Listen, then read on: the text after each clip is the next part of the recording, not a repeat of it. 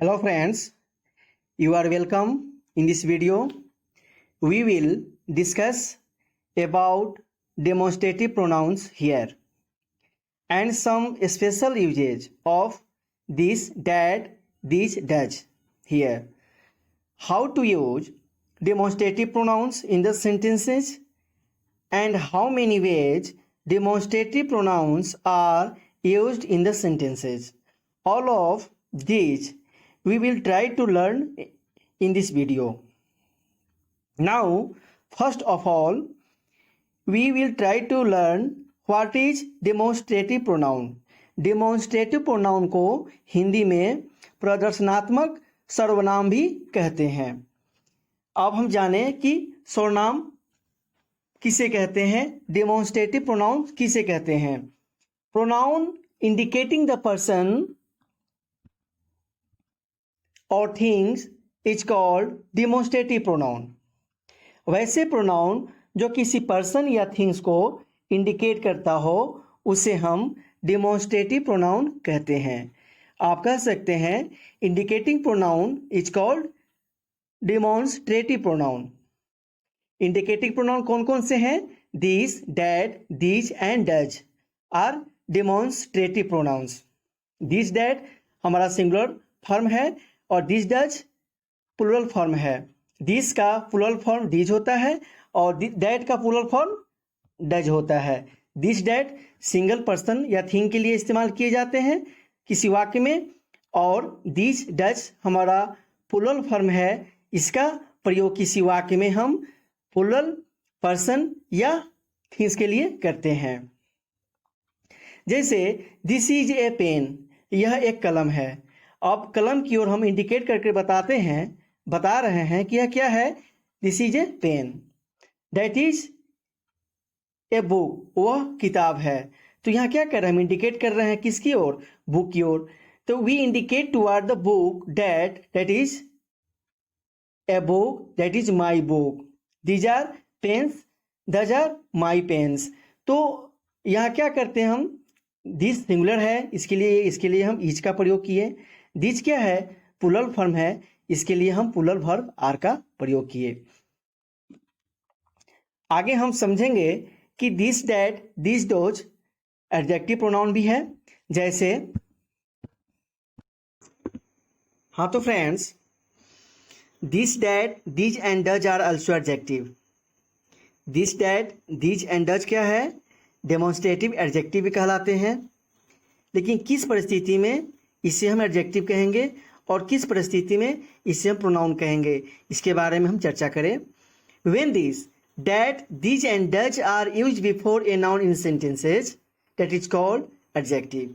जब this, that, this and those का प्रयोग किसी भी वाक्य में ठीक नाउन के पहले किया गया हो, तब वहाँ ये डेमोन्स्ट्रेटिव प्रोनाउन न होकर डेमोन्स्ट्रेटिव एडजेक्टिव है. जैसे that book has black cover, that book has black cover. यहाँ क्या है, बुक क्या हमारा नाउन है, और जैसा कि अकॉर्डिंग टू डिफिनेशंस बुक के ठीक पहले डैट का प्रयोग हुआ है, अतः यह डैट जो है एडजेक्टिव है. नेक्स्ट सेंटेंस में हम देखें, दिस डॉग्स आर माइन. यह डॉग्स क्या है, नाउन है, और दिस का प्रयोग ठीक इस नाउन के पहले हुआ है, अतः दिस यहाँ क्या है, एडजेक्टिव है. अगर इसका यूज प्रोनाउन की तरह किया गया होता, जैसे दैट इज ए बुक या दैट इज माई बुक, यहाँ डैट का प्रयोग ठीक हेल्पिंग वर्ब के पहले हुआ है.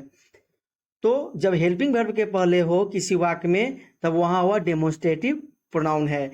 दूसरा सेंटेंस को देखें, दीज आर डॉग्स, ये कुत्ते हैं. तो दीज आर डॉग्स, यहाँ दीज का प्रयोग आर के ठीक पहले हुआ है, इसलिए यहाँ दीज क्या होता, प्रोनाउन होता.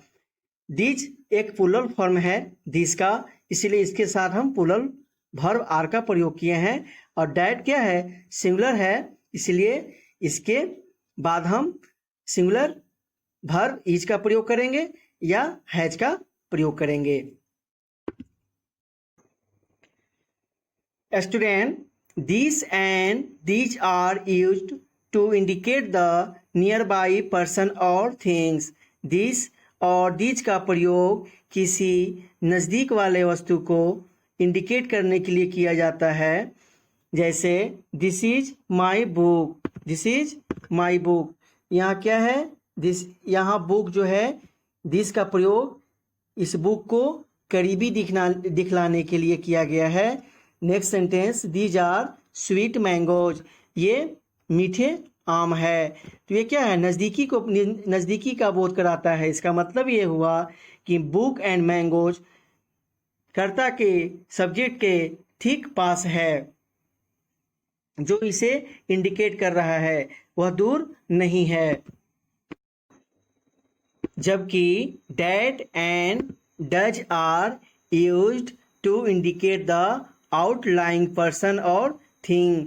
डैट और डज का प्रयोग हम दूर स्थित वस्तु या व्यक्ति को इंडिकेट करने के लिए करते हैं। जैसे that is your house, that is your house. यहाँ डैट का प्रयोग किया गया है। इसका अर्थ यह हुआ कि यह हाउस जो है सब्जेक्ट से दूर है, उसके पास नहीं है।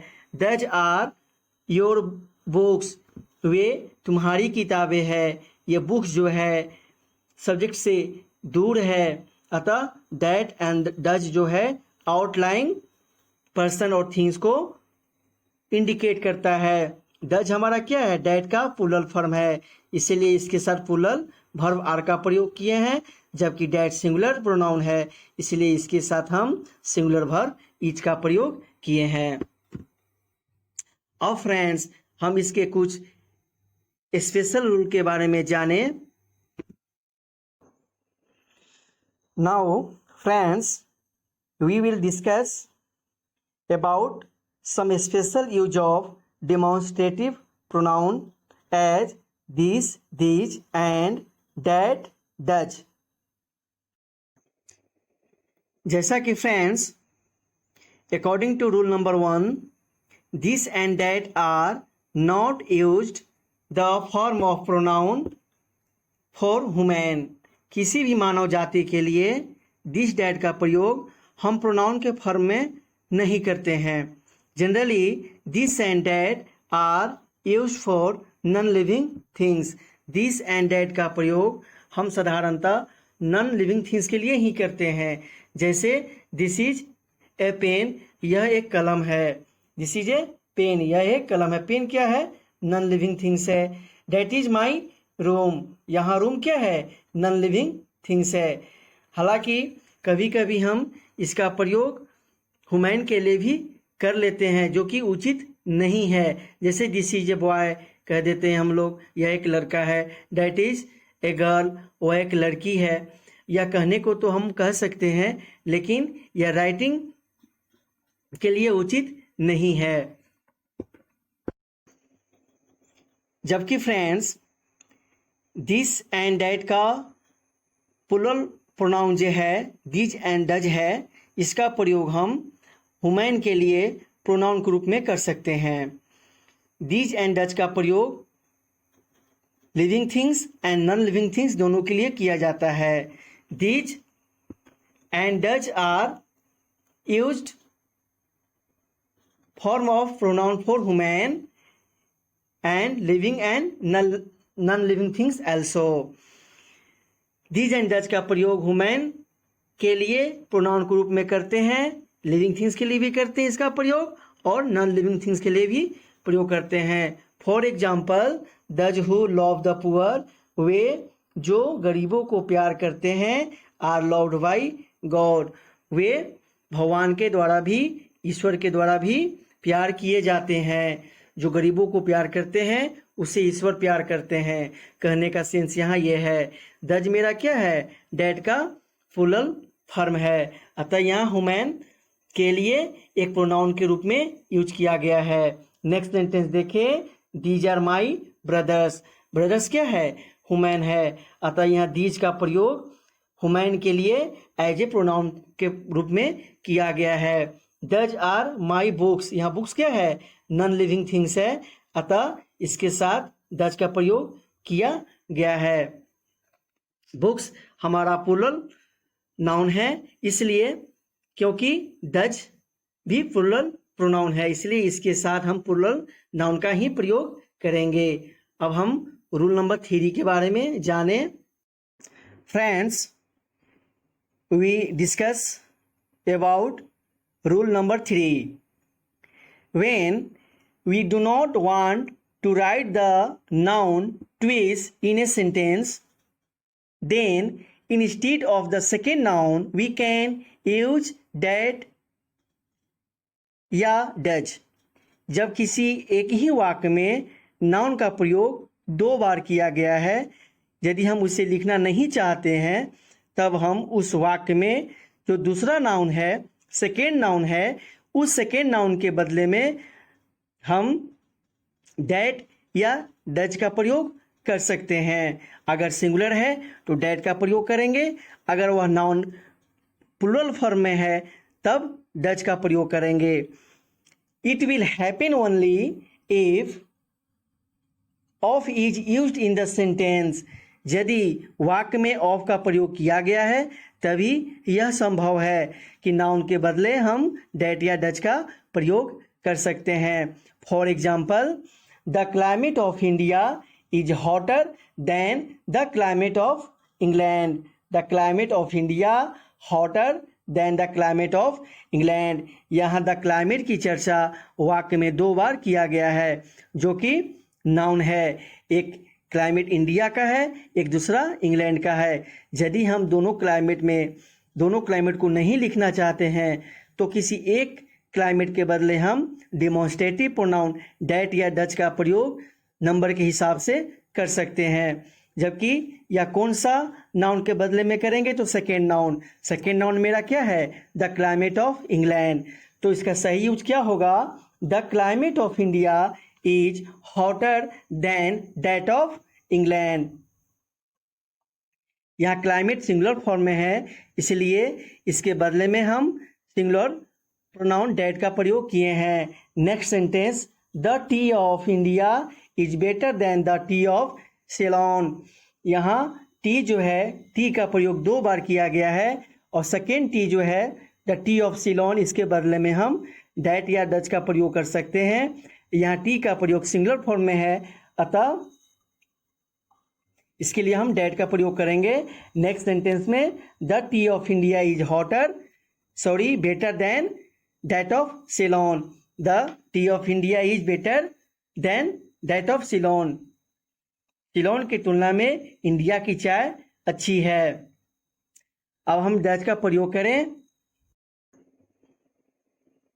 डज का प्रयोग हम देखें, जैसे the mangoes of Darbhanga are sweeter than the mangoes of Patna. यह मैंगोज क्या है, नाउन है, जो कि प्लूरल फॉर्म में है। इसका प्रयोग 2 बार किया गया है, the mangoes of Darbhanga and second the mangoes of Patna.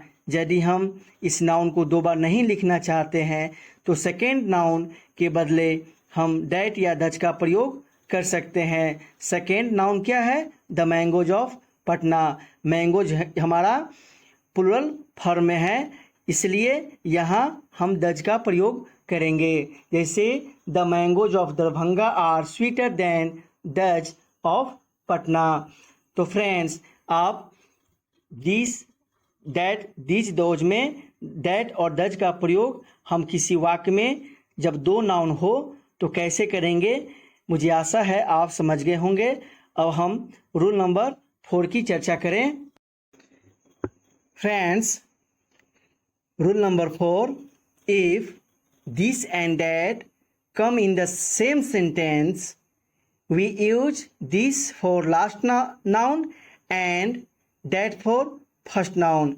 यदि किसी वाक्य में दिस और दैट का प्रयोग किया गया है तो उस वाक्य में दिस का प्रयोग लास्ट नाउन के लिए करते हैं और डैट का प्रयोग फर्स्ट नाउन के लिए करते हैं। For example, America and India are 2 countries, this is poor and that is rich. America and India are 2 countries. America और भारत क्या है, 2 देश हैं। यहाँ प्रयोग किया गया है this is poor and that is rich. यहाँ डैट का प्रयोग फर्स्ट वाले नाउन अमेरिका के लिए किया गया है, जबकि दिस का प्रयोग लास्ट वाले नाउन इंडिया के लिए किया गया है। तो I hope that all of you understood about the demonstrative pronoun with definition, examples and some special rules. Okay मुझे आशा है कि आप जो है डेमोन्स्ट्रेटिव प्रोनाउन को अच्छी तरह से समझ गए होंगे। अतः आप इसे अच्छी तरह से याद कर लें, नोट भी कर ले। हम ऐसे ही प्रोनाउन के प्रत्येक काइंड्स को वीडियो बनाकर आपके लिए अपलोड करते रहेंगे। धन्यवाद।